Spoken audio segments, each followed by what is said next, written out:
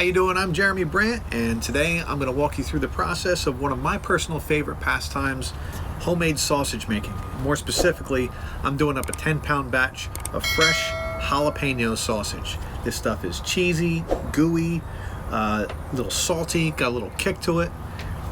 Let's get started. Oh, this is amazing.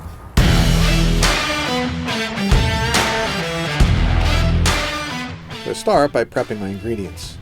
Now, the recipe calls for half a cup of jalapeno powder, but I'm using fresh jalapenos, and that's for a couple reasons.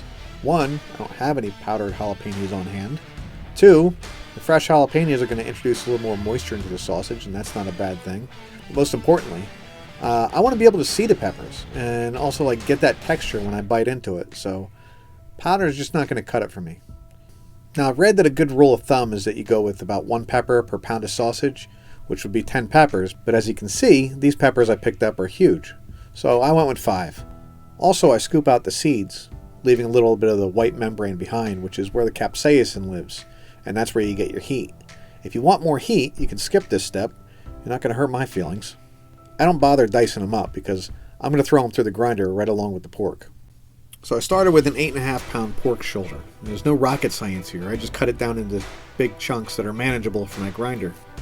So the meat goes into the grinder using a 1/4 inch plate. I grind all the meat alternating between a few chunks of pork and then a couple chunks of jalapeno until it's all been processed. Sometimes when I'm making sausage I'll just grind once, but following this recipe I'm going to run everything through this for a second time, which just means it'll be a finer textured sausage in the end. For the spice mix, we're using 1 1/4 cups of onion powder, 1 cup of paprika, 1/4 cup of garlic powder, 1/4 cup of kosher salt, 3/8 cup of sugar, and about 2 cups of ice water.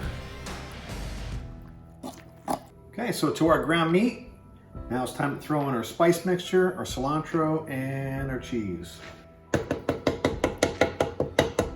I'm adding half a cup of chopped fresh cilantro and 2 cups of shredded cheddar cheese. Now when it comes to cheese in your sausage, there's a couple things you got to consider. If you want to be able to see chunks of cheese, 1/4 inch cubes is better. You could also use a high temperature cheese. It's just a cheese with a higher melting point, ensuring it won't melt into the meat during the cook. I've never tried it, but I've seen a lot of cooks online who really like it. I'm assuming that what I'll get with shredded cheese will be no visible chunks, but a creamier, gooier sausage that still packs all the flavor. If you'd rather cube your cheddar, have at it. You're not going to get my panties in a bunch. Okay, so now this part, really important. You don't want to skip this part. It's actually one of my favorite parts. I got a pan on the stove and we're going to test it. This is the point where you got everything mixed up, and before you jam it into the casings, you want to make sure that you got your spices right and everything's good. Oh man, these are gonna be insane. So what I'm gonna do is I'm gonna cover this up. I'm gonna put this meat into the fridge. It's gonna sit overnight, and we're gonna chill this back down again before we throw it into some casings. So the first couple years I started making sausages, I used a sausage stuffer attachment for the KitchenAid. Now, I'll say it does work, but it's nowhere near as efficient as a dedicated stuffer. If you're considering buying one, I can't tell you how much more I enjoy this step. It's such a huge time saver. I would never go back to that KitchenAid thing. I packed the hopper and I stuffed the meat into 32mm natural hog casings, which I get from my local butcher, but you can find them on Amazon. I'll then go back and twist out my links, alternating between clockwise and counterclockwise twists. Okay, now that we're all stuffed, I think I'm going to throw these back into the fridge, let the casings dry a little bit, and then we're going to package them up. I think I got about 12 pounds out of this. It's a little bit more than what I thought, but I'm not complaining.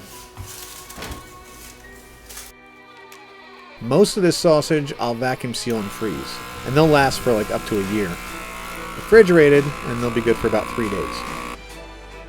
I'm throwing the first 2 testers onto my big green egg at about 300 degrees, but you can use whatever grill you got. When they reach a temperature of 165, it's time to come off and they're good to go. And then I'll let them rest for about 10 minutes before cutting into them. These two took about 20 minutes.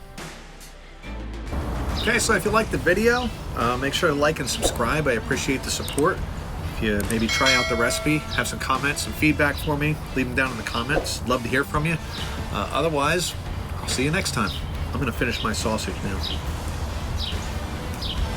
This is so good.